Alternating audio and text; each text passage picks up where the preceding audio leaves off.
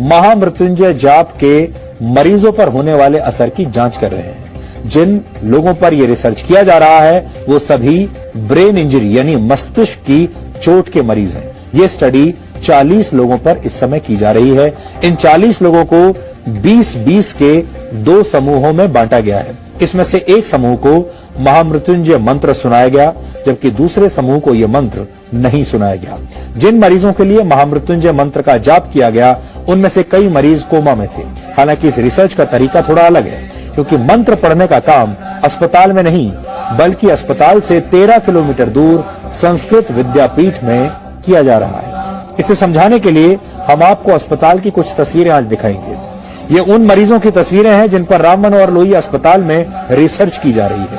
सही तरीके से मंत्रों का पाठ करने के लिए इस अस्पताल के डॉक्टरों ने दिल्ली के संस्कृत विद्यापीठ से संपर्क किया। इसके बाद वहां के पंडितों ने मरीजों को उनके परिवार वालों की मौजूदगी में महामृत्युंजय मंत्र का संकल्प करवाया।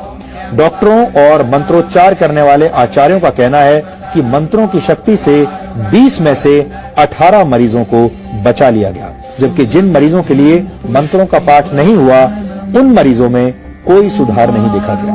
महामृत्युंजय मंत्र का अर्थ है मृत्यु को जीतने वाला महान मंत्र। ऐसा माना जाता है कि इस मंत्र का जाप करने से अकाल मृत्यु का डर समाप्त हो जाता है। इस मंत्र की रचना ऋषि मार्कंडेय ने की थी।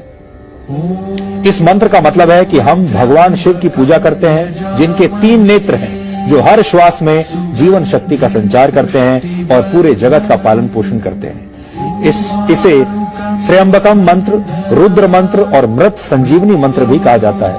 ऋग्वेद के 7वें अध्याय, यजुर्वेद के 3रे अध्याय और अथर्ववेद के 14वें छंद में इस मंत्र के बारे में बताया गया है। ऋषियों ने महामृत्युंजय मंत्र को वेदों का हृदय भी कहा है। कुछ समय पहले एम्स ने भी गायत्री मंत्र के वैज्ञानिक महत्व को मरीजों के MRI टेस्ट में हुए बदलावों से साबित किया था, लेकिन इन दोनों रिसर्च में काफी फर्क है। एम्स में मरीजों ने खुद गायत्री मंत्र का जाप किया था, लेकिन महामृत्युंजय पाठ संस्कृत विद्यापीठ में आचार्यों द्वारा किया जा रहा है और मरीज वहां से कई किलोमीटर दूर अस्पताल के ICU में भर्ती हैं। इस रिसर्च के जरिए ये समझने की कोशिश की जा रही है कि वेदों और धर्म ग्रंथों में किसी दूसरे के लिए प्रार्थना करने के असर का जो महत्व बताया गया है, क्या उसका कोई वैज्ञानिक आधार है भी या नहीं। भारत सरकार की सबसे बड़ी मेडिकल रिसर्च संस्था Indian council for medical research ने इस स्टडी को फंड किया है। ये स्टडी 3 वर्ष के लिए की जा रही है, जिसमें से 1.5 साल का समय पूरा हो चुका है। यानी आप कह सकते हैं कि आस्था और विज्ञान के इस अनोखे मेल के फाइनल नतीजे आने में अभी 1.5 साल का वक्त और लगेगा।